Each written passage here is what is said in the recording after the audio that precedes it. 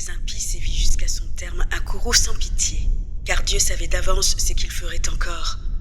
Après avoir donné congé au peuple et l'avoir renvoyé en hâte, il changerait d'avis et le poursuivrait. En effet, alors qu'ils célébraient encore leur deuil et se lamentaient sur les tombes des morts, ils conçurent une autre idée, absurde. Ceux qu'ils avaient fait partir en les suppliant, ils se mirent à les poursuivre comme des fugitifs. La nécessité, à juste titre, les poussait vers cet extrême et provoquait l'oubli du passé afin qu'ils s'achèvent de recevoir le châtiment qui manquait à leur tourment. Ton peuple ferait alors l'expérience d'une traversée extraordinaire. Eux, au contraire, trouveraient une mort étrange.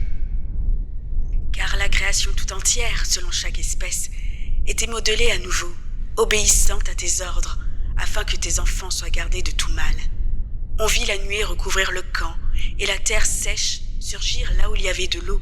La mer Rouge devint une route sans obstacle, les flots impétueux, une plaine verdoyante, par où tout un peuple passa, protégé par ta main, et témoin de prodiges merveilleux.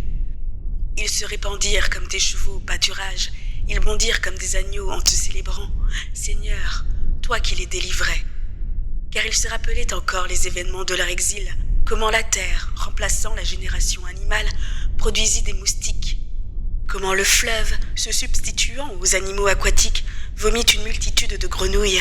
Plus tard aussi, ils virent une toute nouvelle génération d'oiseaux, lorsque, poussés par le désir, ils réclamèrent des mets délicats, et que, pour leur réconfort, des cailles montèrent de la mer.